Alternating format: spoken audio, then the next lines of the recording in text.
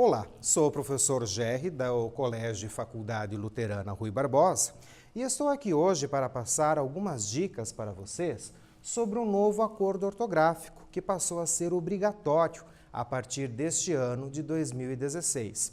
E aí, quais foram as principais mudanças do novo acordo ortográfico? Primeira delas, a extinção do trema. O trema não existe mais.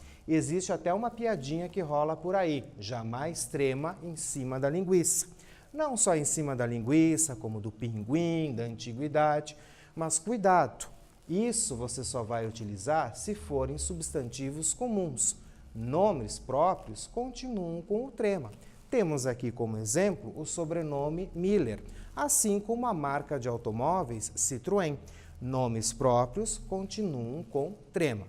Segunda alteração mais expressiva do novo acordo, a acentuação dos ditongos abertos EI e OI foi extinta, desde que eles não estejam na última sílaba.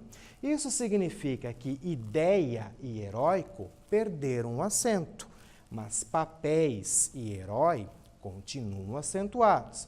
Terceira alteração, não há mais acentos diferenciais, que procuravam distinguir uma palavra idêntica à outra. Os maiores exemplos, o verbo para, que era acentuado para ser diferenciado da preposição para, agora os dois permanecem iguais, sem acento, e o pelo do corpo ou pelo do animal, que era acentuado para diferenciar da preposição pelo. Agora fica tudo sem acento. O que você deve observar é que o verbo por continua acentuado, mesmo após o acordo ortográfico, assim como a conjugação verbal pôde. Por quê? Para diferenciar aí o passado do presente. Há muita diferença entre ele pôde comparecer ou ele pode comparecer. A mudança mais trabalhosa foi a utilização ou não do hífen. O que aconteceu com o hífen? O hífen, gente, ele só foi extinto na maioria das palavras formadas por prefixos. O que seriam os prefixos? Aquelas palavrinhas que não têm significado sozinhas. Elas precisam de uma segunda palavra. Temos aqui alguns exemplos. Ante, macro, alto. De olho nas palavras que iniciam com esses prefixos, porque a maioria delas perdeu o hífen. Isso significa dizer que, se a palavra não inicia com prefixo, ela inicia com algo que tem significado sozinho, o hífen vai continuar. Exemplos, couve-flor, continua com hífen, porque couve tem significado sozinho, assim como segunda-feira. Segunda tem significado sozinho. Mas esses prefixos, eles devem ser terminados em vogais sem acento. Temos alguns exemplos aqui.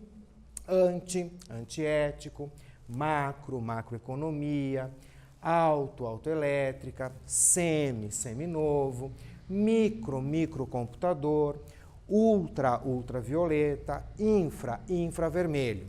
Então, se a primeira palavra é um prefixo sem significado sozinho e terminar em vogal, o hífen será extinto. Quando que o hífen vai se manter nesses casos?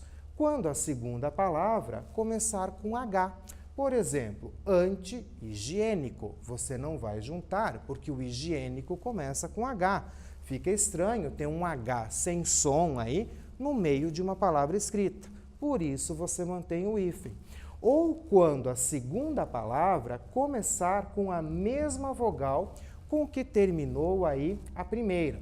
Um exemplo, micro-ondas. Pela regra, deveria juntar, mas você mantém o hífen, porque micro começa com O e, coincidentemente, ondas também começa com O. Seria o mesmo caso de anti-inflamatório.